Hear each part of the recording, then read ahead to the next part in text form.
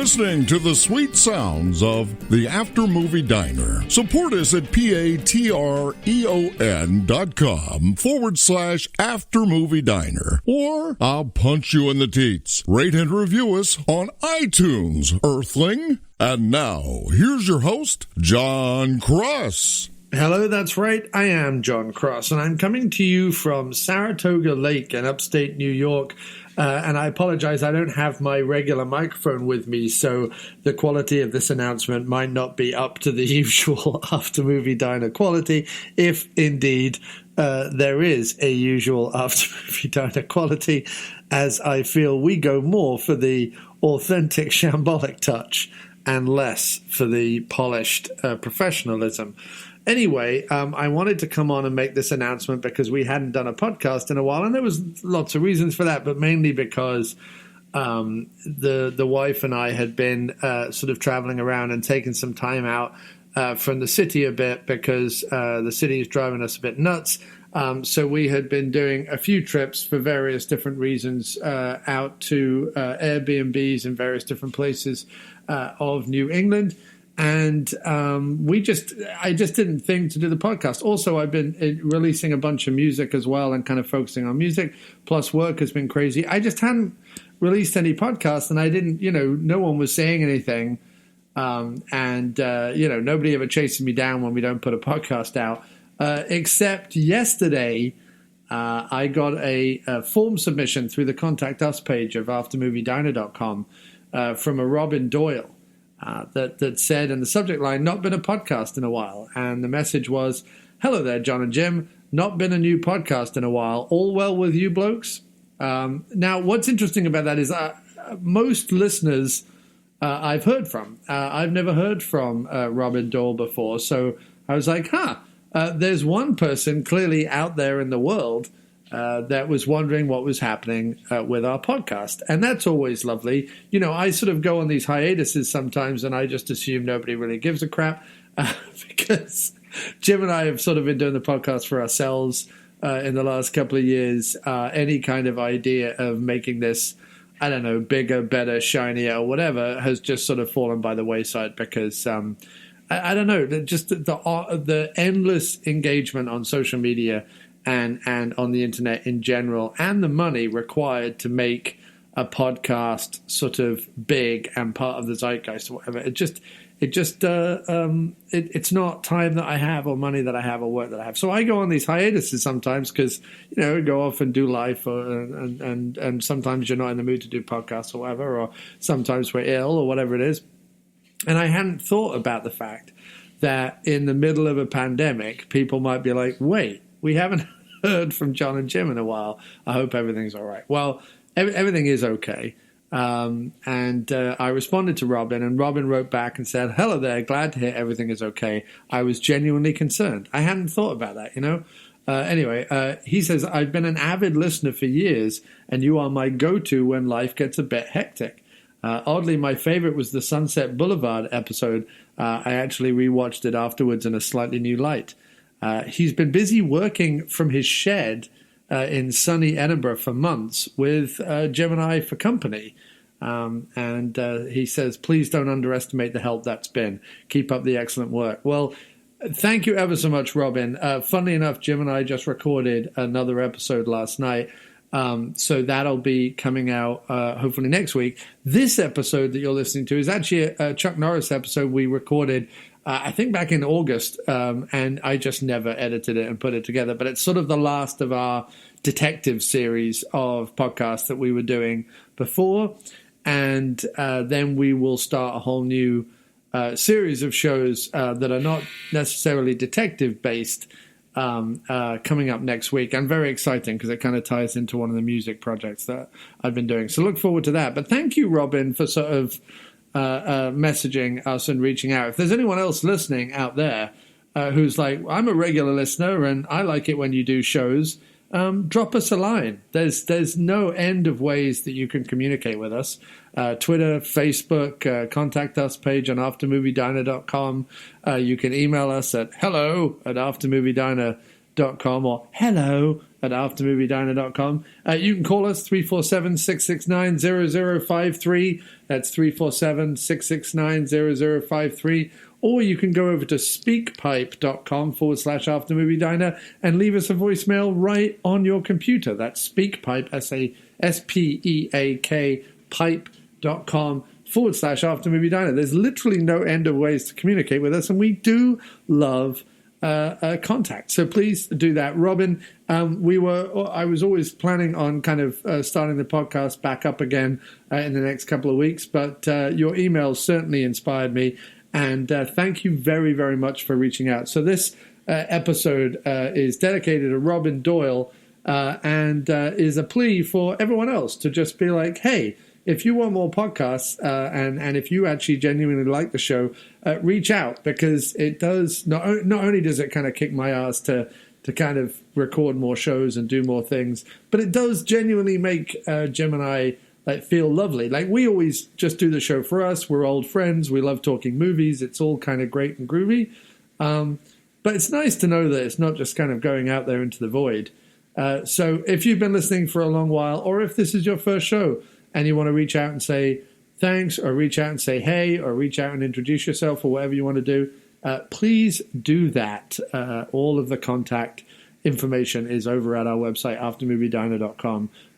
But you can also hit us up on the socials. Wherever After Movie Diner is found, I am there. Anyway, enough of my rambling. Another big thank you to Robin. And here is a show we recorded back at the end of August that's all about a Chuck Norris film.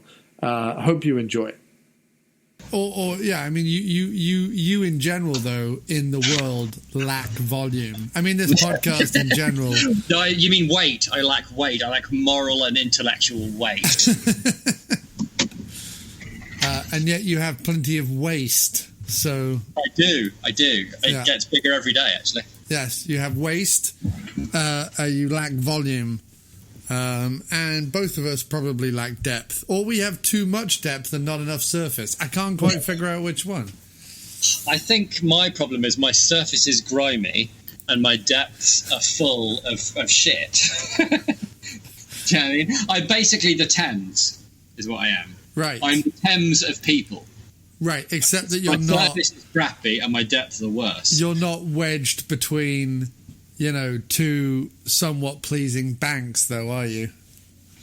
And the whole of the Thames isn't terrible. Like, as you go up through Richmond, the Thames... Oh, yeah, no, I'm thinking about, the bits beneath, the bits in the middle, the bits in the center. The bits that have, dead animals in, severed feet... Yeah, the sort of thing that if you put a toe in, it would, grab you and pull you under and drown you, filling your mouth full of, probably, plague-infected shit. You know what I mean? This has been, floating there since the 1600s.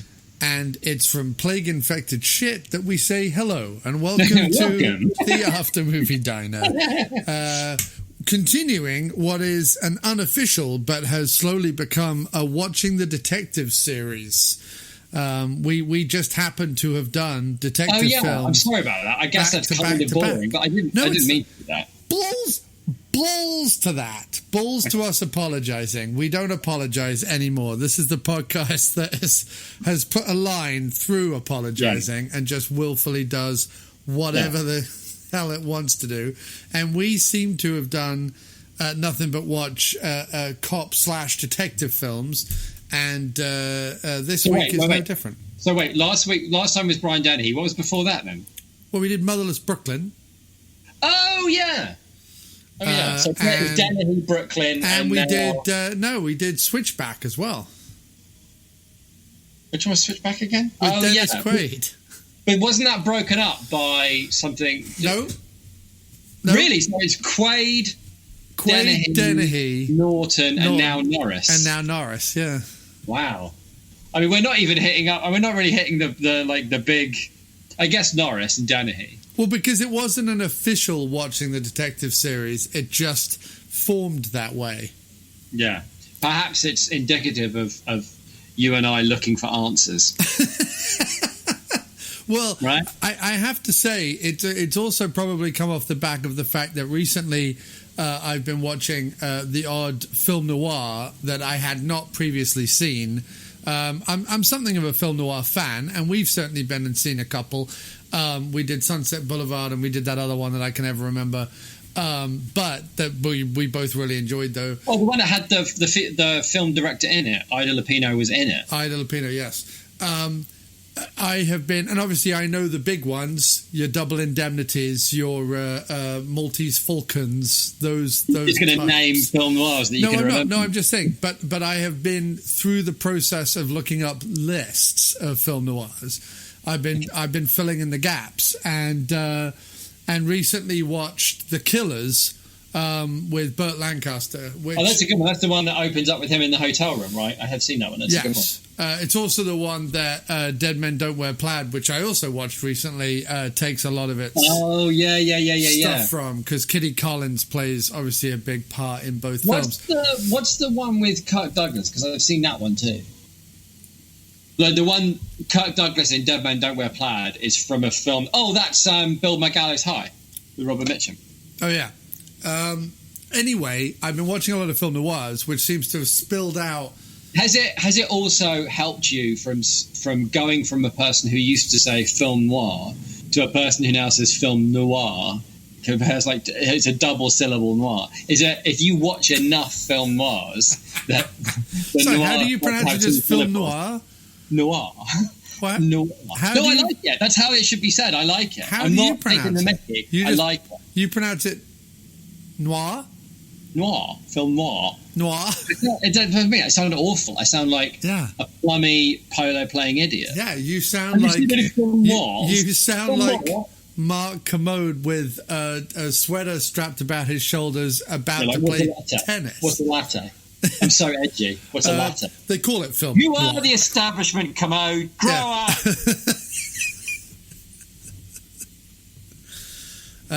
Anyway. So the combination. A corduroy jacket and loads of hair gel doesn't make you a rebel, mate. That's all I'm saying. It doesn't. Neither does playing skiffle loudly, even though nobody asked you to.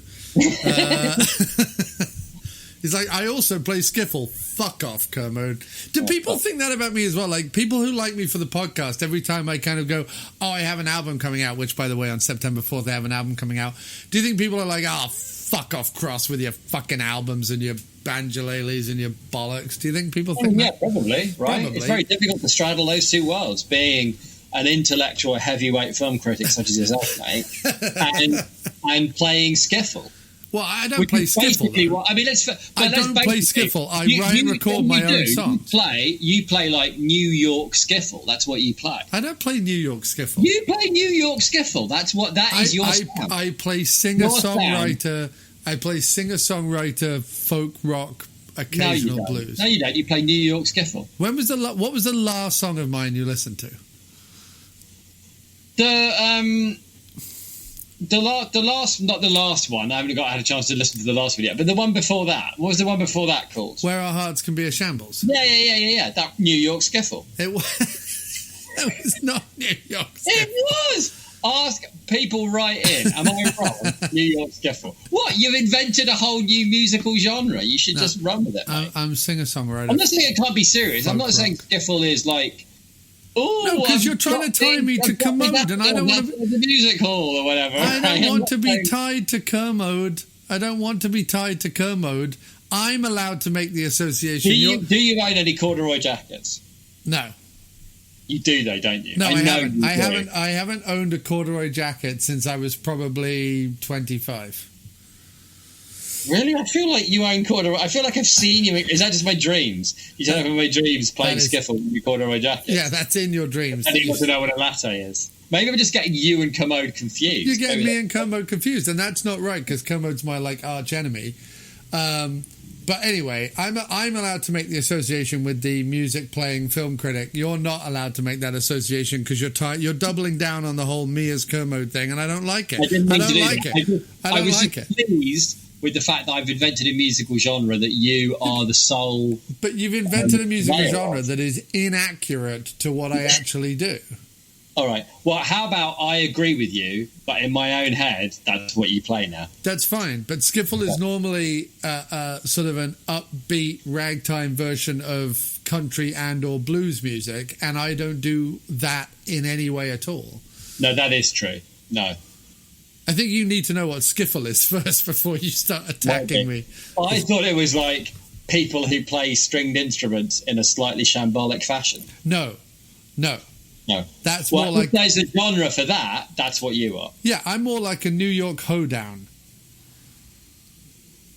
Hoedowns are rambunctious but shambolic. Hoedowns are. No, you're more like, what if somebody had a hoedown and nobody came? Do you know what I mean? You'd still be doing the hideout, but there'd be a melancholy tinge to proceedings. What you just heard, ladies and gentlemen, was my laughter of the damned, because he cut me to my core with truths that I know deep. No, I just mean it'd be like melancholy, right? You'd have a barn, you'd have like a table full of like sandwiches. I don't know what happens. A table full of sandwiches. You can tell the last time Jim went to any social gatherings, I'm sure there's a barn with a table full of sandwiches. Scout hut, that's what it happens, right? Scout huts, that's where people have parties, that's where they go to dance. Scout huts, right? Scout huts with sandwiches with the corners turning up. Sandwiches, people's, parents at the corner going, oh, why didn't you go and have a dance? Yeah, that's how it's a hoedown. Yeah, the last time Jim did anything sociable with more than two people, he was 12. I was 80. I was taken there by my mum. Yeah, that's probably true. But you know what I mean? Like a melancholy hoedown. Like there's a band and everything, but it's just like a dusty, cobwebby barn and nobody's in it. Yeah. And the music that would flow from that, like, I arrived here optimistic, but now I just feel sad, that would be your music. Yes, that's true. If I had renamed Miscellaneous Plumbing Fixtures, my band name, to be called Melancholy Hoedown, and the album title was Dusty Cobwebby Barn. No. You should people call might it actually listen. You should call it the Melancholy Hoedown Band. That's a good name. The Melancholy Hoedown Band. The trouble is I've released too many things as Miscellaneous Plumbing Fixtures to turn back now. That's right. What would happen, man? How would people ever find you? How would all arguably they're not exactly finding you at the moment, no, though, right? They're not. And I think that's because the spelling of miscellaneous. Right, but that's what I'm saying. The Melancholy Hoedown Band. Reinvent yourself as the Melancholy Hoedown Band. There are 3 words that people can actually spell. Anyway, September 4th, new album coming out. Follow Misc Plum Fix on all social. Or wait for the announcement where he changes his name to the Melancholy Hoedown Band. Which I'm also not doing because all of my social media is at Misc Plum Fix, including Instagram, Twitter, and everywhere else. However, the reason why I was going down this particular tunnel of self-promotion is that having immersed myself in film... and having watched some detective films with Signores Jim, my co-host on this show, I have decided to do a decidedly tinged album promotion. So in the lead up to the album... Oh, I saw that. It's like you leaning on ladders. Well, no, a single picture is me leaning on ladders. It's mostly ladders, though, isn't it? It's ladder-based promotion. Is what I'm saying. There's one picture that features a ladder. One out of like. Listen. Full disclosure: I was working until 3:30 last night, so I might be a little bit punchy. Okay. Well, fine. If it sells it to you, listener, it's mainly a ladder-based album. There's a lot of ladder-based. Yeah, like thematically. It's not on the surface. It's just right behind the surface, waving a little cloth. I mean, maybe that will sell more copies if there is a ladder-based theme to the album. Honestly, mate, I've often felt that the one thing holding you back is not enough ladders. Thematic ladders. Or otherwise. Thematic ladders. What's annoying, though, is I wish I'd thought about it before I wrote the album, because as it is, I've now written the album, and there is, as I can recall, very few mentions of ladders, which may you know, have you thought about renaming the album "A Paucity of Ladders"? Paucity of Ladders. Which feels more like a 19th century novel. Do you know what I mean? Gerald woke up one morning to find out he had a paucity of ladders. Trying to reach the top vestibule was incredibly difficult, for he had now a hit BBC adaptation starring Nigel Havers in A Paucity of Ladders. that is absolutely what the theme music would be.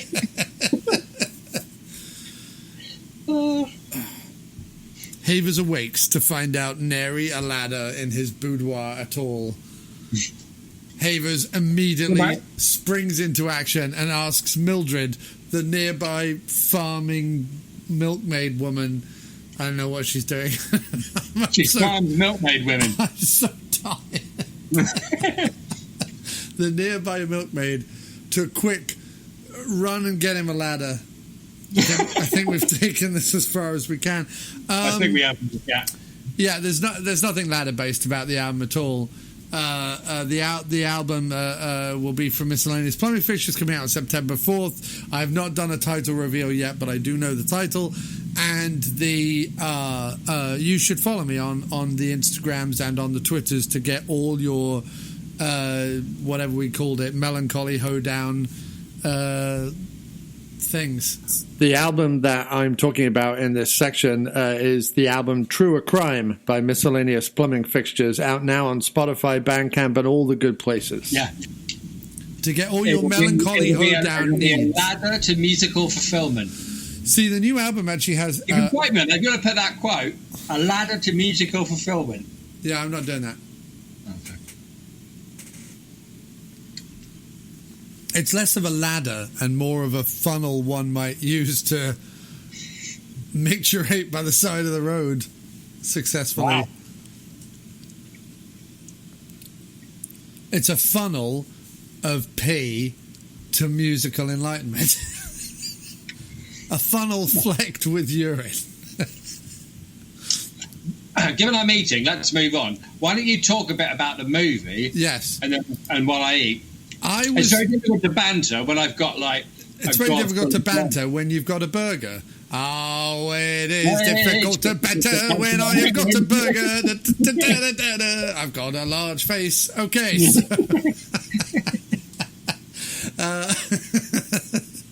actually, you've got a large head but a tiny face. Tiny face. If anyone could see it, it's so small. Just in this mass of flesh and head.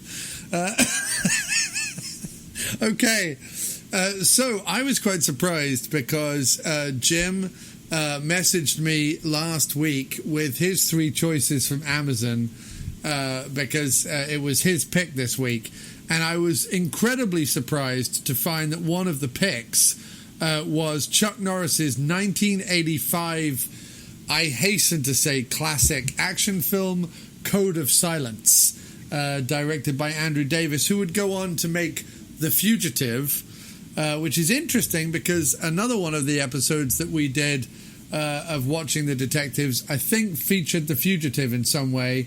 I think it was the screenwriter, wasn't it? Didn't the screenwriter of Switchback also write The Fugitive? Yes, he did.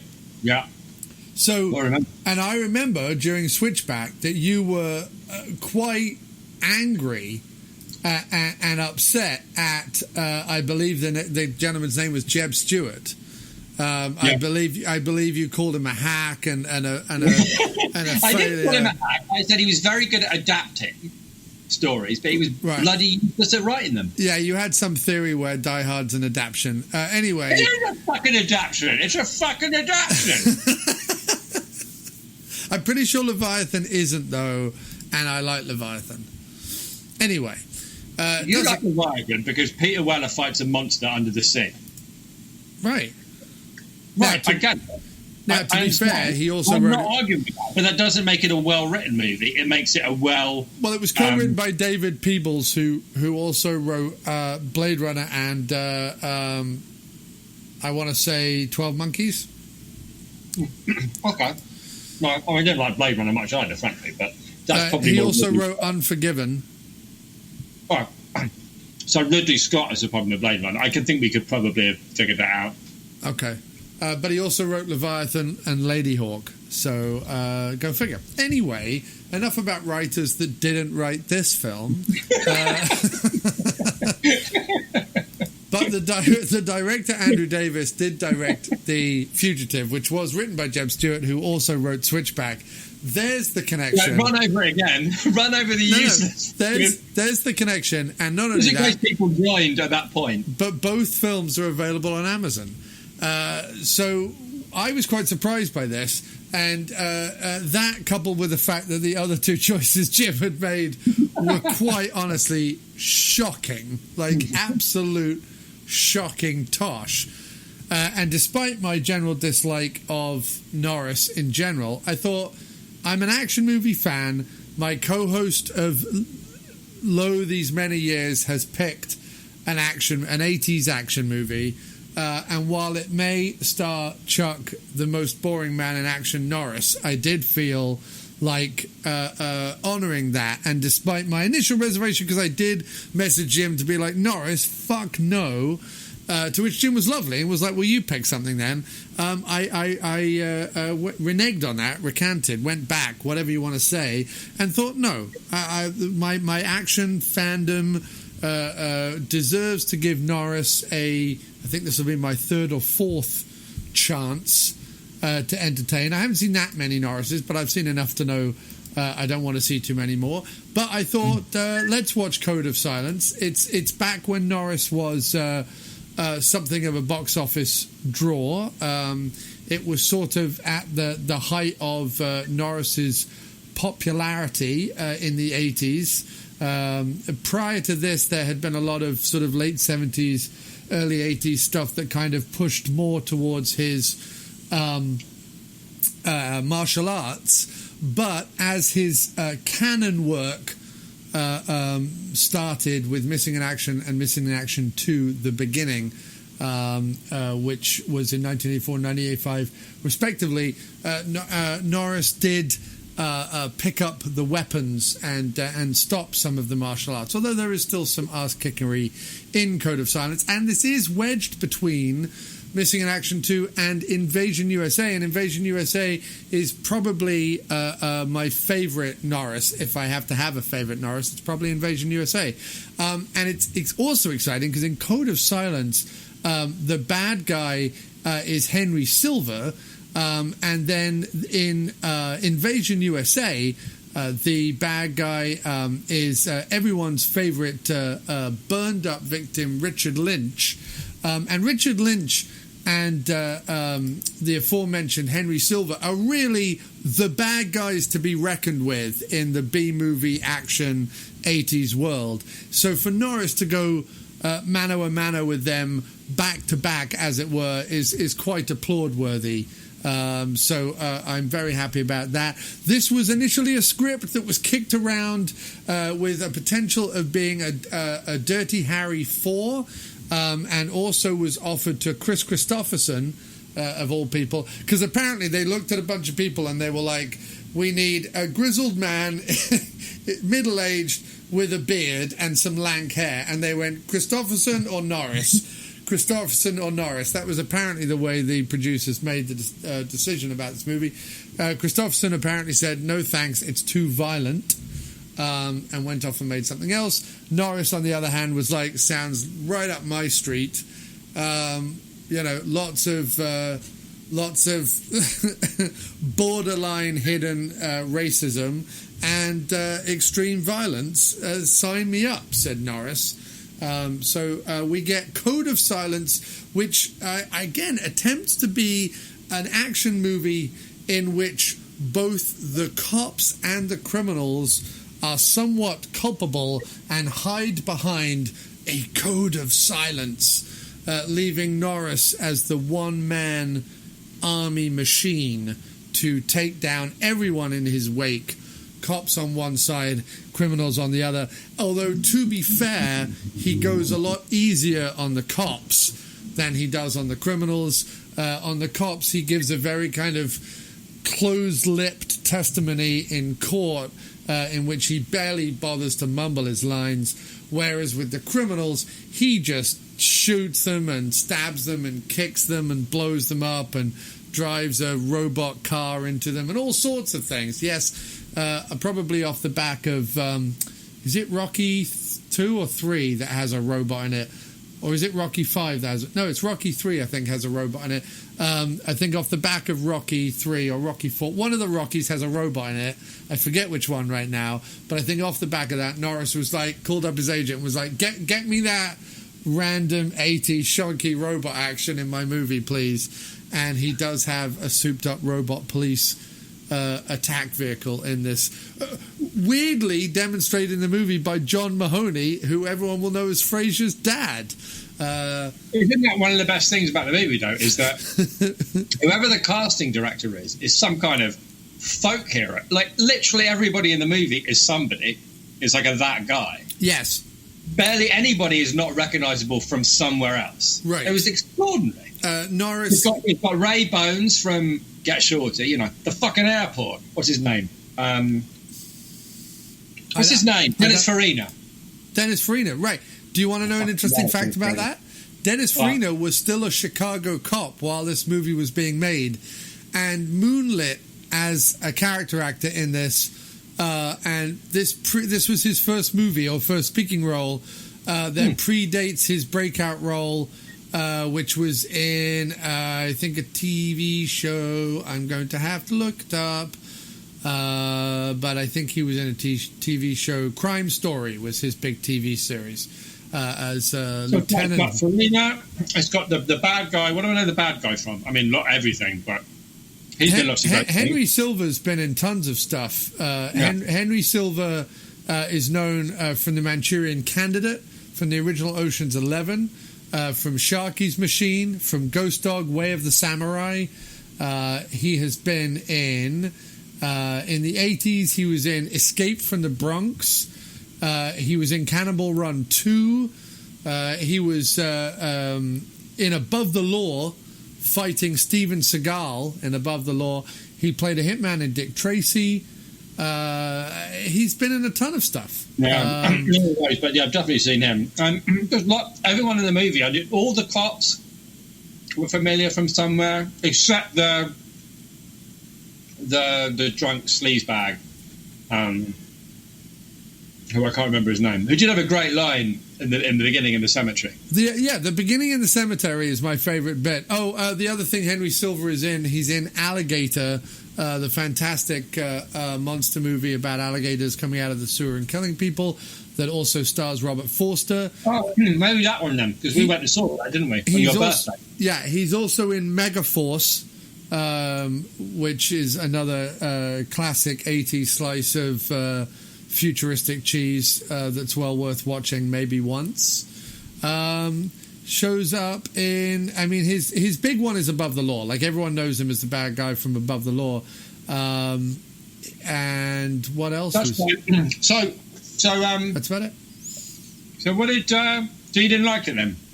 No, it's not that I didn't like it. It's that I have... It's fine. It's absolutely fine. It's a very by-the-numbers 80s action movie, which is filmed perfectly nicely, has a lot of quasi-decent action in it, nothing that you haven't seen before, but also for the time, pretty well done. The difference between Norris's films and some other films is this one's very violent and pretty gory, which I also don't mind because it has that like exploitation tinge to it.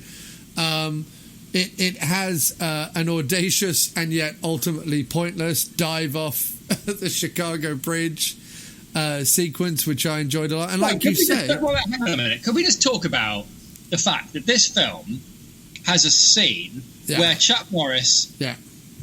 is clearly actually fighting a bloke on a moving L train through Chicago. Yes, that is the most impressive thing in it. Cool. This isn't green screen. He's really, because they weren't really fighting. They were going, fucking hell, we really on a fucking train. Jesus Christ. No, and listen, I will give Norris lots of cred for that, because you're right. He drives like a beat up. There was so much about this movie that I liked. It wasn't like a great movie or anything, but I really liked the fact that there was the fight on the train. He drove like a beat up, was it like a Camaro or something? What's that car that he's driving? A Trans Am? Yeah, no, it might Trans Am. Trans Am. But like a proper like beat up, like piece of shit car.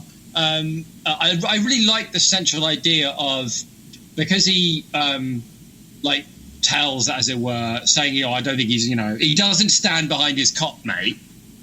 Right, but his cop mate does kill a kid. But here's the thing, right? So maybe let me just put it this way, right? So I know bugger all about Chuck Norris. I think I once saw half an hour of Lone Wolf McQuade during an 18-hour bus ride across Australia. Like, that's my experience of Chuck Norris at this point. Right, but that's a pretty great experience. Like, if you're going to watch a random half an hour of Lone Wolf McQuade, being on an 18 bus ride across Australia sounds. No, I had sunburn and a tinge of sunstroke. It wasn't great. Oh, okay, fair enough. But anyway,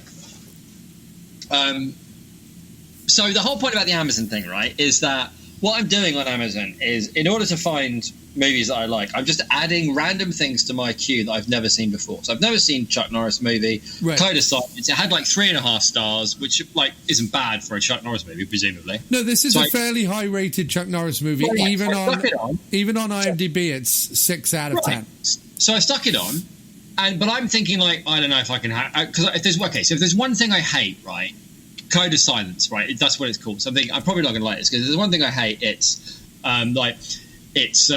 like Chuck Norris is like going to take down the system, and like those lawyers and those politicians in City Hall, and they're hiding behind that fucking bollocks, right? I hate that shit. I fucking hate it. It's so boring. And he's going to be like a renegade cop that like goes outside the rules to bring down the crooked whatever. I fucking hate that bullshit. What I liked about this is he's the only honest cop in the department. The only one who like stands up against his colleagues, even though like they work for him. He's not like a naive rookie or an outsider. He's like a sergeant. He's an insider. He's the head of their department. He's the head of the department of all the crooked people. No, he's the sergeant. There's a guy above him who's like the office man or whatever. No, I get there's a guy above him, but like they keep talking about how they all work for him. Like they essentially. Yeah, he is the boss. Yeah, he's the boss, and he's the only one with the moral code. And as soon as they all know this guy's like, because the story is like right at the beginning, during a bust, a drunk like accidentally shoots a kid in the corridor and then plants a gun on him, right? And all of his cop mates just instantly rally around him, right? Because that's what they do. And the only honest cop in the department goes, well, I personally think he probably did do something shonky because he's a drunk and he's hopeless. He's going to get somebody killed. So, no, I'm not going to stand up for him because I think he's an arse, basically.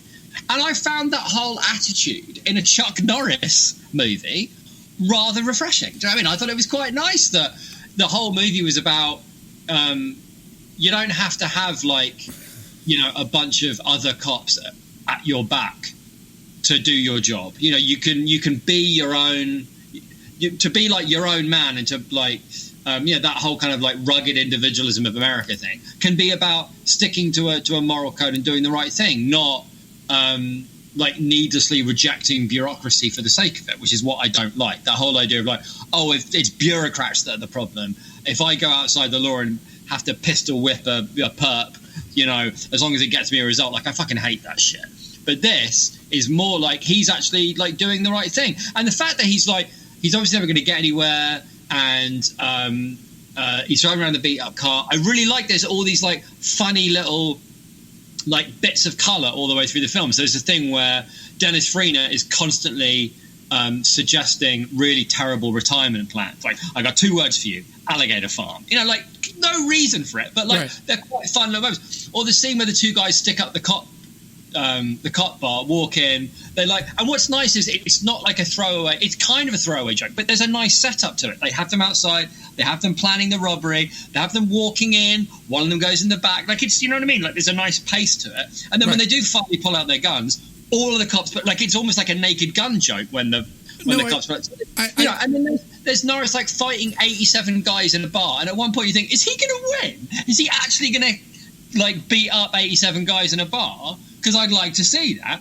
And then as you rightly point out, at the end, it's like Chuck Norris does Short Circuit, basically, as far as I can tell, right? It's like short. I don't know whether this would have been around Short Circuit. It's like, I don't have any people to back me up, so I'm going to break out the robot police car that I scoffed at earlier, and that my captain was like, "You've got to get up to speed on this, Norris, because this is the future of police work, right?" And no, listen, here's my thing, right, dude. So there's two things here. First of all, I obviously come at this with a broader watching base. Not necessarily knowledge base, because you don't have to watch a couple of action movies to kind of get how action movies work. So I'm not condescending. There's no doubt that you have a greater oeuvre I'm not condescending to you, saying you don't get how they work. You do. I'm saying, though, that I've seen, 1,000 of this kind of thing. Yeah, right? Fair enough. Now, off the back of that, I would say that this is a very well done that kind of thing, and I can't find disagreements with anything you're saying. There are some core, dopey, but basically entertaining scenes. I like the exploitation element. The fight on top of the train is legitimately well done from a stunt perspective, because there doesn't appear to be any cables or strings or green screen or anything happening. It seems to be legit, which is, pretty... And it's going through Chicago, right? That's what I liked about it. It wasn't just like, it's like, we'll run this stunt in in a train yard in the back of LA or whatever. Like, it's actually the L train moving through Chicago, and they're fighting on top of it. Definitely. And this movie definitely benefits, and you're right, from a great casting agent who's like, right, Norris is a lead, so let's just fill this with, absolute that guy. Where do I know her from, by the way? Because I know her. Who? The woman, the daughter. Oh, Molly Hagan. Yeah, she. This was her first movie, actually. But you're right. She's been in a bunch of stuff. She was even in Sully recently. She's been in Election. What's her other movies that she's been in? I know her from something. She's very prolific. She's been in a ton of stuff. Yeah, well, I've seen Sully and Election, so it could be both. I can't exactly tell you what. She was in The Dentist, the horror movie The Dentist. She was in. She's been in Columbo a couple of times. She was in Seinfeld. She's been in Alf as a guest star. She's in Some Kind of Wonderful. This was like a very early movie for her, if not her first full. Maybe Some Kind of Wonderful. That I saw that recently. I'm trying to scroll through to see if there's anything else that you would kind of know. No, I think it might be. I think it might be Some Kind of Wonderful, because I saw that quite recently. She's in the Air Bud franchise. Oh no! Oh well, there we go. Yeah, that's it.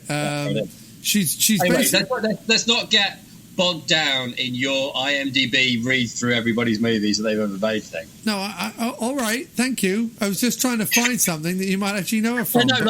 But once you get to 3 movies, you could just leave it there. That's what I was trying to find one that was the. I know you're trying to get to 3 movies that I've definitely heard of, but I would just stop after 3 movies. Anyway, Molly Hagan, she's my podcasting co-host advice to you. All right, whatever.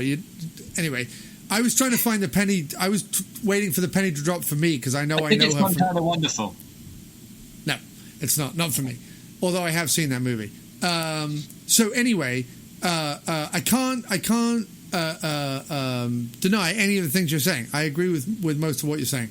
I think my problem with all of the movies Norris is in, that even with someone like Andrew Davis as a director, who's clearly a strong action director, the other films he's done are very, very enjoyable. This one looks very good in terms of kind of the grainy Chicago grittiness 80s action movie vibe. It looks great. Like we say, he's packed it with character actors, and that it doesn't matter kind of what you put around Norris. And the same can be said for later Seagal movies as well, because both of them are people who notoriously ego has massively got in the way, and because they don't have the charisma to back up their ego, they're not like a Stallone, who undoubtedly has an ego but also has chock full of charisma. Norris is sort of ego and a complete charisma vacuum. You do end up with the distinct feeling at every turn that because there were decisions made by Norris's ego rather than by the director or rather than by the screenwriter, that some of his things, especially his inability to raise his voice above a mumble and his apparently is unable to open his mouth in anything more than, like I say, a ventriloquist dummy, really, half the time. He willfully torpedoes his own movie half the time. Now, like I say, the best Norris movies are just like the best Seagal movies, are the ones that pack as much goodness around him and give him at least a couple of scenes in which to shine with the action, so that you can kind of get past that. And Code of Silence definitely does that. You do get past the fact that Norris maybe has 3 lines and a whole fucking thing, and the somewhat cod romantic subplot goes nowhere, etc., etc. It's at least better than like one of the Norris movies that people always told me to watch, because it was apparently like Norris versus Michael Myers or whatever, because it's like an unstoppable killing machine, is Silent Rage. And someone once told me, like, oh, you have to watch Silent Rage. You have to watch Silent Rage. It's amazing. It's like Chuck Norris versus Michael Myers. You'd love it. It's like a Frankenstein story with Chuck Norris fighting him as a sheriff. And 2/3 of the film is Chuck Norris, like, acting a character. And I've no interest in Chuck Norris doing any acting, because he can't act. He doesn't even attempt to act. And like I say, he doesn't really have the charisma to back it up. So that's really my problem with this movie. There's one other problem that I have with this movie, and outside of that, a 6 out of 10 for an 80s action movie is a perfect benchmark for this movie. It's a 6 out of 10 movie. What it does well, it does very well, and then, you know, there's this charisma vacuum in the middle that's torpedoing it at every turn. The second thing that's problematic about the movie is that while there are 2 things going on at once, one which is the cop trial, you know, I want to get this guy kicked off my group because he's too old and too drunk and he's going to endanger someone, subplot.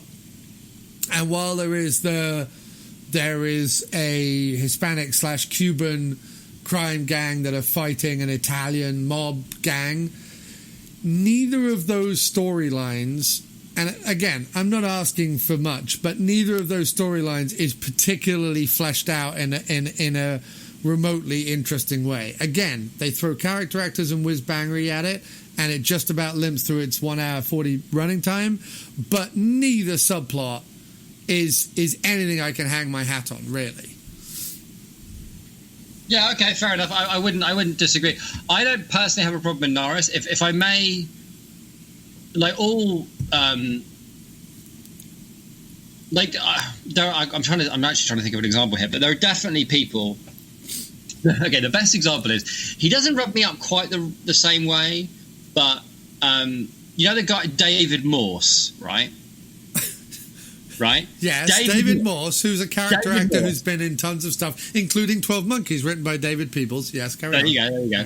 So whenever Benj, right, my mate Benj, whenever Benj sees a movie with David Morse in it, he'll just turn off the telly. He can't even look at Morse's stupid face. You know what I mean? It's something about now. I'm kind of with him here because I don't like Morse either. He's peggy-eyed. Like there's something about him that I don't like, but it definitely rubs Benj up the wrong way.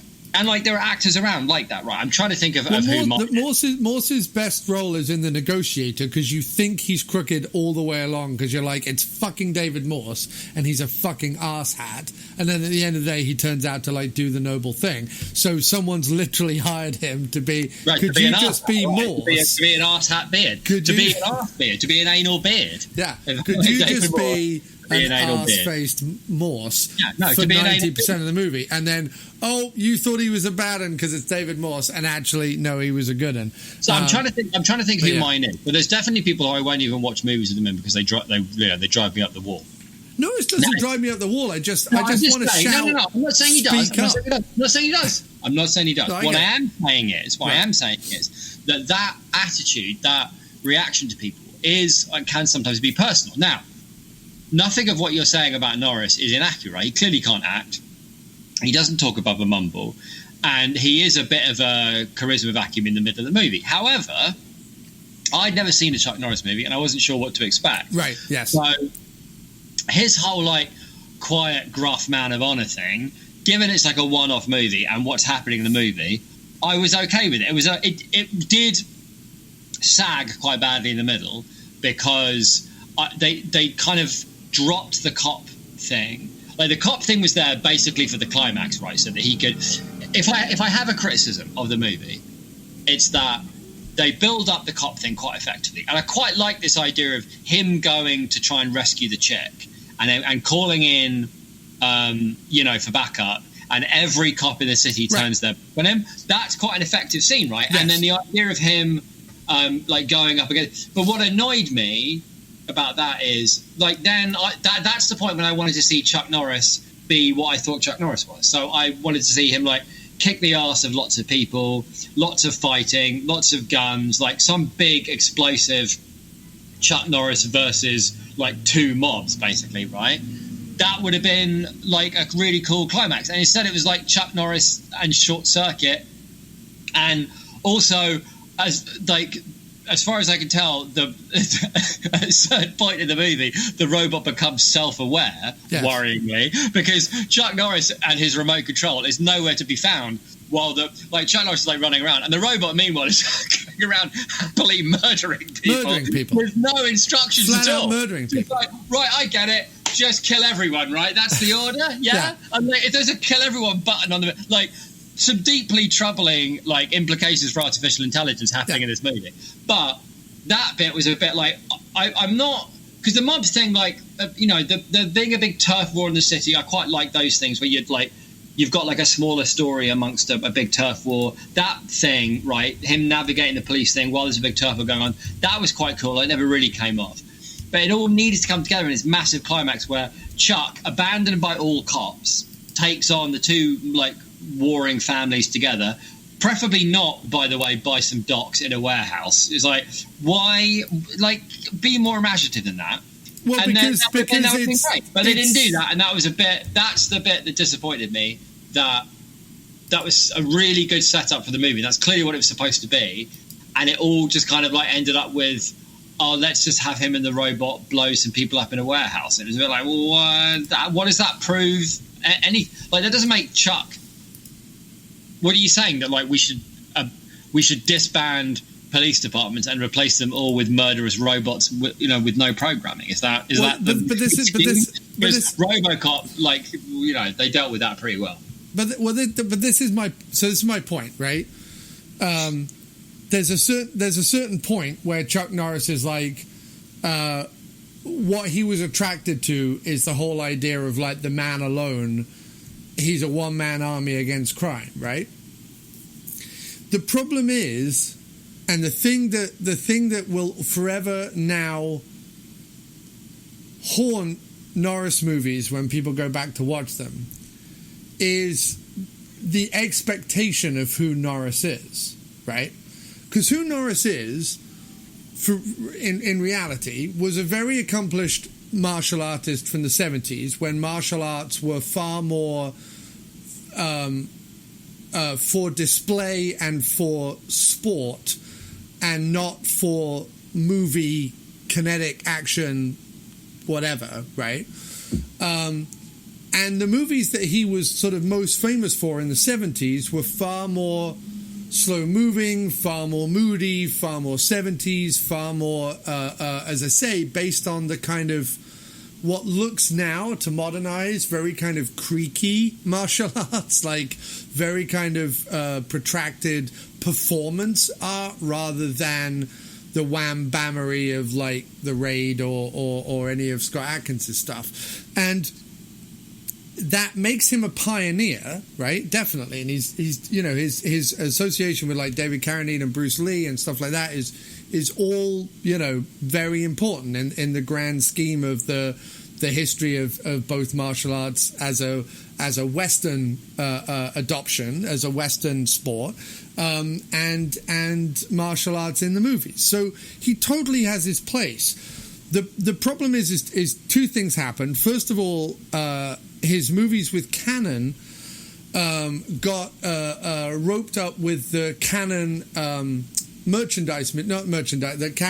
the Canon advertising machine, where, much like Roger Corman before them, it was all look at the whiz-bangery on display, but actually when you put those movies in, having seen the trailer and thinking it's going to be the most exciting thing ever, it's 80 minutes of not very exciting with 10 minutes of someone blowing something up in the Philippines, and you go, oh, okay, right? So there's that, but then also for our generation, there's the Chuck Norris facts, which was sort of one of the first internet memes that was actually started by a guy called Ian Spector, who I've actually met, who worked with Kim for a while, believe it or not. And the most fascinating thing I learned from Ian Spector, which I think explains the whole, because you might not be aware of it, but like on the internet especially, once Chuck Norris facts came out, took hold, and then eked their way into kind of the movie viewing consciousness or whatever, the whole like, yeah, I like cheesy Chuck Norris movies from the 80s, ironically thing, became like a big thing, even for people who then didn't go ahead and watch movies with Don the Dragon Wilson, Cynthia Rothrock, Jeff Speakman, Gary Daniels, all the other action stars that I actually really like and that I wish people would watch. Instead, people just banged on about Norris all the time.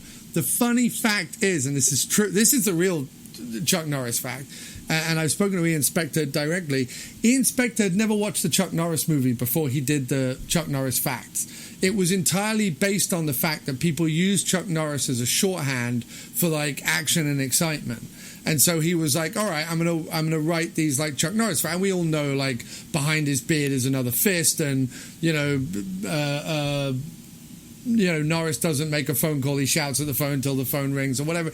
Like all those facts were based on this idea of Norris, not the reality of Norris, right? So unfortunately what that means is there's this huge expectation. If you had grown up during the 70s kind of watching Norris's stuff that he did in the 70s with, like I said, with like Bruce Lee and Carradine and other people like Way of the Dragon and stuff like that, you would be more impressed with movies from the 80s that he did, because you'd be like, oh wow, that guy who did kind of, to our eyes, slow creaky martial arts has added guns and explosions and warehouses and robot police cars and taking on 50 people at once and whatever to his repertoire. It would be a thing, right? And but when we go back, or when I certainly go back and watch an 80s Norris, having seen tons of other stuff, it just isn't. It's not compelling enough. Even the fighting compared to people who were putting out movies at the time, or people who would kind of come along shortly after, so the Van Dams and the Segals and the Jeff Speakmans and people of the world, but by the time Norris had done his thing, and he's definitely, like I say, a forebearer of the stuff, but like by the time he's done his thing, the new guys show up, the young guys, the guys who are able to do, they come from different schools of martial arts, they also come from a performance theatre background more so than Norris did. Coupled with all the stuff that's happening in Hong Kong and Western movies trying to keep up with the Hong Kong action wave of the 80s, you suddenly see far more interesting kinetic action happening in movies that Norris just, for my money, doesn't keep up with, right? So there's all those issues I have tied up with Norris that is not fair to bring to bear on a Code of Silence, but sadly it's difficult to shake that. No, well that's fair enough. I do see what you mean, and I wouldn't. I think you're right. I think I was expecting more of the Chuck Norris facts kind of thing, and also sometimes, as with any movie, right, you arrive with certain expectations of what it is that you're going to see, and potentially what it is you're going to enjoy about it. And I think what I liked initially, and it never wore off, was I thought its heart was in the right place. It wasn't cynical. That because that thing where to get like the dramatic moment of the criminal's like, I'm going to plead insanity and I'm going to get off, and so the cop like shoots him in cold blood, or what I mean, like that kind of like moral code is beyond the all that fucking bullshit, and that's just about getting like cheap vigilante-like thrills from people bringing the hammer down on crims. Do you know what I mean? Without trial. I just that whole thing's like deeply distasteful. And I really liked. I thought his heart was in the right place. I just felt like, and I didn't mind Norris either. I quite liked his kind of gruff everyman, drives a beat-up car. Is people's boss, not not an outsider. And I did get beat up in the bar eventually, and does need a robot's help. But I'm not sure after seeing it that I would necessarily want to see another Chuck Norris movie. I might. There is one on the queue. There's one with him and Louis Gossett Jr., which I'm tempted by. I'm also tempted by Eye for an Eye, which I didn't realise co-stars Christopher Lee and Richard Roundtree of Shaft fame.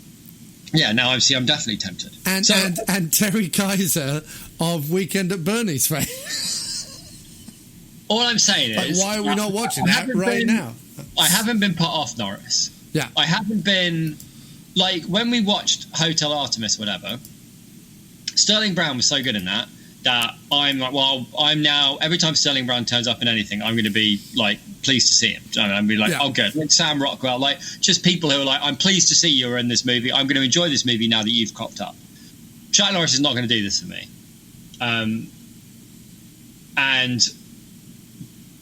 But I will say this, that I have a huge soft spot for 80s action films that aren't cynical and cheap and just boring and crap. Because there's a lot, let's face it, there's a lot of 80s action films that are like, this is so by the numbers and nothing about it is trying to be interesting or even funny or have any edges at all. It's monumentally cynical. And all it's doing is buying the producers more cocaine. This is garbage. This was not that. It had problems, pacing problems, and I could have used I felt like it deserved a bigger climax. I felt like it had another movie's climax. It had generic. When you've watched like hundreds upon hundreds of thousands of action movies, you'll realize that like Token Warehouse, either in the middle of nowhere or by the docks, becomes and the reason being is because they rent them dirt cheap and they let them blow them up if they need to. Which again, it's fine. It felt like it was it felt like they did a lot of groundwork for a climax, and then maybe they ran out of money, or maybe they couldn't get the place they wanted, or whatever. But it just felt like a climax from another movie, and that kind of spoiled it for me a bit. But I enjoyed Norris's everyman gruff, boss man routine. I enjoyed him driving around in that beaten up, shitty car. I enjoyed the fact that the subway fight on top of the train and the fight in the bar. I liked that the movie was about how it's possible to like do your job and be honourable without on your own. Like you don't need to be accepted by your peer group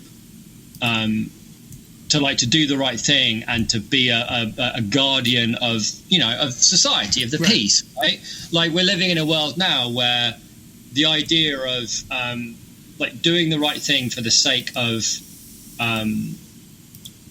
not exactly keeping order, but making people feel like they're not just subject to the whims of arseholes. Even if we are ultimately subject to the whims of arseholes, it's important to pretend that we're not, that there are systems that protect us from that. And that these days that feels less and less true. Like it feels like I don't care if the people, who agree with me are arseholes as long as they agree with me. And that feels like that's not, So I like that about it. So there was a lot I liked. So I think you're probably right. I think it's probably a 6 out of 10. I'm not necessarily sure I would recommend it to anyone, but I was definitely... It's been a long time since I saw an 80s action movie that I could watch start to finish I hadn't already seen, and felt entertained, swept up in it. It had kind of like a grimy 80s feel too. It wasn't like a shiny thing. No, you know what I mean? Not like a shiny grimy at all. 70s kind of. But there was loads of good people in it, and there was just enough about it. There was enough like care and spark, and little splashes of colour all the way through, and little bits of like fun decisions that were made because they were cool and not because they were lazy. You know what I mean? There weren't many lazy decisions in this one. Yeah, no, there's 2 or 3 points out of the 6 out of 10 that definitely come from the director and the casting agent. But the the interesting thing also about Norris, I say interesting in a loosely meant way, but is that while he did pave the way for a lot of what would be made in the 80s, through his late 70s and early 80s films. It's funny how quickly he then turns to aping the people who came after him. So, not that Stallone started off doing action. The famous story about Stallone is with Rocky and living out of his car and writing the script and demanding that he be in it and da-da-da-da-da. Like, he didn't come into the world wanting to necessarily do action, and even the first Rambo is not completely, wham-bam explosive action that him and Schwarzenegger would do a couple of years later. But, Rambo, the First Blood comes out in 82, and it's only 2 years later that Norris starts to do the Missing in Action series, which is essentially his Rambo series, his post-Vietnam series, and then sort of weirdly apes other action stars and other things that are happening throughout the rest of his career, which is sort of somewhat a little disappointing, considering that he does at least start the decade, as I say, as someone sort of following alongside people like Burt Reynolds and whatever, you know what I mean? Like someone who came out of the 70s as sort of an action hero of the 70s, started the 80s with a few ideas and a few things that now look generic, but at the time were, this is how action movies are going to be made for the next 10 years, or 20 years, or even 50 years, actually, but whatever. This is how action movies are going to be made from now on. He does a few of those, and then within a couple of years is already being like, Stallone has a franchise, I need a franchise. You know what I mean? So yeah. I mean, I guess there's probably a function, right, of at a certain point as an actor, if you become somebody that people hire because they couldn't get somebody else, or I suspect actually with Norris, it's probably more to do with those kind of films with Stallone make money. We'll make our own version of that. Who can we afford? And you get Norris. I mean, it's like, I suspect it's more that nobody's beating down Norris's door with a script. It's more that he's never going to starve, because through that decade, people are trying to make films where they need like a bankable action star, but they can't afford Stallone or Van Damme or Schwarzenegger, Right. But they've got the script and they've got a few mil and they've got a fucking warehouse, presumably. And so, they're off to the races. But it's just, it's like, I try and watch a lot, I try and watch a lot of Van Damme films, and there's ones like, when like Roger Moore is a sea captain and like Van Damme's a like street clown. The Quest. I love The Quest. Right. This is brilliant. Or the one where he's fighting off the terrorists in the ice hockey arena, which is genuinely a really fun, great movie. Yeah, Sudden Death. It's great. Sudden Death, because that's Peter Hyams. I've got such a soft spot for Hyams. And kudos to you for interviewing him. But I fucking love Hyams. But then other Jean-Claude Van Damme films, like, I'm really in the mood for a Van Damme film. And then, after the first, what was the one? I'm trying to think. I really wanted to watch it, and then it was just, it's exactly the kind of lazy horse shit I was talking about. And he's just, he goes undercover in a prison, and he's like from Quebec or something, and it was just terrible. And everything about it was like, generic line could have been written by that robot that Chuck Norris goes to war with at the end of the movie. Just dreadful garbage. So why bother? Like, no one's putting in any effort into this. Like, even Van Damme is like couldn't give a shit. It's like, I guess this is another movie. It's like, what are you?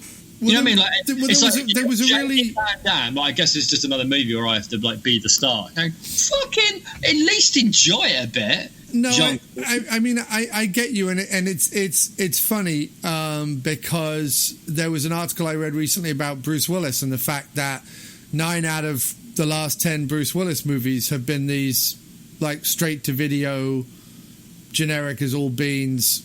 He really just pops up and as a cameo kind of action films, and the author was writing like, why does Bruce Willis feel the need that, to do these films? Like, what is it that... Because it's not, like, you're right. It's not like you watch them and Bruce Willis is having a ball and trying out lots of different characters and thinking, I'll slum it in B movies for a bit so I can, I don't know, wear a few wigs and try some funny voices or whatever, whatever it is. I don't know why Bruce Willis would want to do that. But you know what I mean? Like, there was a time when he was doing 12 Monkeys with Terry Gilliam where when you see the making of 12 Monkeys, it's all about, like, well, Bruce wanted to, like, try something out and not be associated with John McClane and try his range and blah, blah, blah, blah, blah. And you've seen him work with Wes Anderson and various other directors to try and do that again. But he always does it, like, once or twice and then goes back to these sort of, like you say, kind of shell of a shadow of an action movie. And he can't need the money. You know what I mean? No, the only thing I can think of, and I'm being really generous to Bruce here, is that he probably doesn't get offered a lot, and he's probably now aware of the fact that he's not, if we're honest, a terribly good actor. Like, I have to say, the biggest letdown of Motherless Brooklyn, and I really liked Motherless Brooklyn, was how, like, weirdly devoid of charisma Bruce Willis was. Like, he's a very charismatic guy, so I remember him as being, but there's something, he's lost something along the way. Have you watched any of his recent films? Like, in the last 20 years? Looper, I guess. Like Looper, and like for later Bruce Willis, Motherless Brooklyn is practically alive with charisma. Because, and I'm saying that because it isn't, and yet compared to his other films now, I get you. Like, there are other movies, even Die Hard 5, which was a franchise he pushed into the fifth. No one was asking for Die Hard 5. No one. He pushed it into, I mean, I'm sure the financiers were, but, like, he pushed it on. He was like, sure, I'll come back and play McClane again. And even in Die Hard 5, he might as well be asleep. Like, he does not care about any of these films anymore at all. It is odd. The only thing I can think of is that he likes doing it, but he doesn't like trying. Right. Now, he likes being on film sets. He likes people fetching him sandwiches. He likes drinking coffee out of little styrofoam cups. Do you know what I mean? He likes early mornings. He likes sitting in a trailer. He likes people fussing over him and getting his autograph. You know, like, I can see how somebody could be in love with the idea of making movies, but maybe only for a day or two. And if all he does over the course, maybe, like, sits on his arse all year, or I don't know, like breeds horses or whatever, right, on a ranch somewhere, and then, like, for a couple of times a year he buggers off to Chicago or New Orleans or wherever, and, like, does a couple of days filming and, like, gets to meet people and gets to do a bit of acting. More like Croatia or Latvia or Bulgaria. No, I don't know. Like, these, dude, all these movies that Bruce is in are, like, made over there now. Oh, really? Yeah. Either that or maybe Canada, but, like, none of them are made in the States, as far as I'm aware. Okay, fair enough. But, like, I haven't got to play. And what's interesting about someone like Van Damme is that every 5 to 10 movies, he's at least still doing one, like, where he's genuinely trying and where he genuinely cares and where he tries to pull something out again. Like, I remember people watching Expendables 2 and actually going, oh yeah, Van Damme's kind of fun. Like, when you give him something sort of fun and ridiculous to do, like the Hyams joint we went to see, where he plays like a mad redheaded mountie. He was great in that. He was great in Sudden Death. Like, I like Van Damme. I think he's quite a charismatic actor. Even though he's got his ridiculous accent. But the only thing I don't like Van Damme is when Van Damme's trying to be cool and, like, I don't have to, because he's, like, wearing, like, silly baggy pants and has a ridiculous accent. He's like being, I am moody and, like, I'm a moody sexual magnet. You're not. You're a ridiculous Belgian with baggy trousers and a trick with a kick. And I'm fine. I'm here for that. No, be that guy. No, you're totally right. You're totally right. Like, the more, and that's what I mean, is that the more their egos take hold, and they've all got egos, all admittedly, Seagal and Van Damme and Norris and Stallone and all of them have got egos. Willis is famous. He's famously a prickly customer when on set, and very difficult to work with. Another reason why he may have ended up in B movies at this point. But all of them have had a little bit of a moment later on in their careers where they've decided to drop their ego and or play nicely with others enough that they've had kind of second waves, and Willis really hasn't in that respect, and it just kind of blows my mind because Willis, right, with the star power that he had and with the franchises that he's had and with the money that he's had, would only have to crop up in a film every 3 years? Like, and do a turn, sort of like Sean Connery used to before he retired. Like, he would crop up in a movie every 2 or 3 years, and you'd be like, oh yeah, Sean Connery's still around, and he's still a compelling screen presence. He did his bit, he didn't bump into too much furniture, you enjoyed it, and then you forget about him for 2 or 3 more years, and then he shows up again, right? And all he kind of needs to do is something like that, and his... Apart from a couple of the bad stories that's come from behind the scenes, he would have walked out of his career pretty much unscathed with a fairly interesting body of work behind it. But instead, for the last 15 years, he's just like, I gotta keep churning out B-movie action films nobody watches. Like, why? Yeah, it is kind of weird. You're not Nicolas Cage. Like, at least Nicolas Cage just, like, veers from... Like, Nicolas Cage makes 8 movies a year because at least 3 of them are going to be, inherently bonkers and mad and allow Nick Cage to wear an ostrich costume and scream at a child or whatever it is. You know what I mean? Like, at least Nick... But you and I have both seen really genuinely great late-era... Nicolas Cage movies, right? But we've also seen like genuinely, come on, Cage, pull out some of the welly, and he hasn't movies. But I just it's interesting to see. And look, Norris, going back to Norris didn't have anything to fall back on, and the only sad thing for me about me not particularly getting to grips with Norris in terms of his lack of acting and whatever, is that he did genuinely, kind of in his later career, do some, like, intriguingly balmy films. Like, he does Sidekicks, which is sort of this meta Karate Kid ripoff where a kid wants to, like, literally be Chuck Norris and then meets Chuck Norris and they have, like, a weird, kind of sensei sidekick kind of thing, which I would sort of be interested in. Hellbound, where Norris goes off and fights an ancient demon.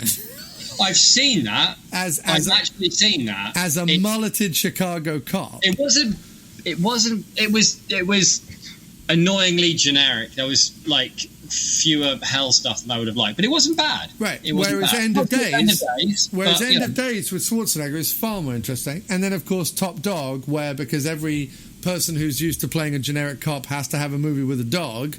After K9 and Turner and Hooch, Norris was like, "Give me some of that acting with a dog action," and came up with Top Dog rather. And I wouldn't mind like getting into that as well. The trouble is, though, it seems like a lot of his later movies were produced and directed by Aaron Norris, who is the youngest brother of Chuck Norris. So his future stuff is like done by Aaron Norris, and I'm not interested in that level of like mad nepotism. It always fails, always. Yeah, but I just wish, like, I kind of like Norris fighting the demon. Like I wish that was called Hellbound. I'm like, I must see that movie, but I know the moment I put that movie in, I'm going to be like, oh yeah, it's a Norris movie, isn't it? And then it's just going to be, It wasn't bad. God. I remember watching it, and actually. It is exactly what you'd expect, but it wasn't bad. I think I quite enjoyed it. I think it was filmed somewhere weird. I don't mind that. Is it supposed to be? Is it set in Jerusalem or somewhere? I don't think it's filmed in Jerusalem, but it's like pleasingly alien enough. I think he's a Chicago cop called Frank Shatter. Yeah, but isn't he abroad? I don't know. Okay, it just says 2 Chicago cops investigate a murder until they encounter an ancient demon. And what I like about the word "until" makes me feel like the ancient demon has nothing to do with the murder. They're investigating a murder. An ancient demon shows up and goes, "Hello, I'm an ancient demon." To which Norris is like, "Balls to this murder! I'm running after." I think we better investigate this. This seems like more worthy investigation. Whoever wrote that description is brilliant. I know what he means, but investigate a murder until they encounter an ancient demon. There's an ancient demon. Oh, well, okay then. We better drop this murder and go look at that. Overtime. Lovely. But yeah, no, thanks for picking a Norris. And look, I'm always open to Jim Wallace watches more low-rent 80s action. Well, your pick next, mate. We should probably steer clear of the police detectives, but your call. Whatever you want. I will watch anything. Yeah, I was hoping You're not terribly fond of 80s sex comedies or... I wasn't going to pick an 80s sex or comedy. Sadistic... 80s sex comedies or sadistic, mean-spirited slasher films. Okay. I don't mind a slasher film, but not like really nasty, sadistic ones. You know what I mean? Yeah, I mean, that's more torture. I don't like that either. It's more torture. No, I know. I'm just just throwing it out there. I like ones set on college campuses where people inexplicably run the wrong way. That's what I like. No, I don't know. I quite like those too. No, but I mean, you're also, let's face it, there was like an Italian horror film where somebody dressed up as Stalin was like murdering nuns with a cleaver. You would watch that film? Yeah, I would watch it, but I wouldn't suggest we watch it. Right, okay, yeah, fair enough. Yeah, okay. Like I did watch, there's a particularly grimy and awful Lucio Fulci movie, The New York Ripper, which is a slasher giallo movie, but is like horrible, like just horrible, and I wouldn't suggest watching that. Okay, so but your pick, mate. It can be anything. It doesn't have to be from the 70s, the 80s. It could be. We could start doing new things. We could prove. We could support independent. Well, we picked Hotel Artemis. That was a relatively new unknown movie. But in terms of like independent stuff, I don't know. It's such a mixed bag. It's such a mixed bag. You got a week. Whatever you like, mate. You have a think. Sling it my way, and we'll give it a go. Yeah. All right, Chief. Will do. Thanks for this. I don't know if I don't know how the last episode did, because I didn't promote it at all. I don't know if you noticed. I didn't promote it at all. No, I did notice that. Well, you're tired and you're very busy. But I put it out there. Yeah, it's it's not had many downloads. I mean, it's had more downloads than you would imagine, considering. You didn't promote it. What did we talk about again? And Motherless Brooklyn. Oh yeah, okay. And it was kind of a funny episode. Like very funny. Well, I think Ed Norton would have enjoyed it. I felt like we engaged with the spirit of the movie that he made. You should tweet Norton about it. You say, "Listen, Ed, sorry people didn't like your movie. We did." Is that what you think is going to get to the heart of Ed Norton? Well, given that everybody else seems to give it a good kicking, I don't see why not. I actually thought about that. Like, if I could find Norton on social and just be like, "Hey, Ed, we really loved your movie.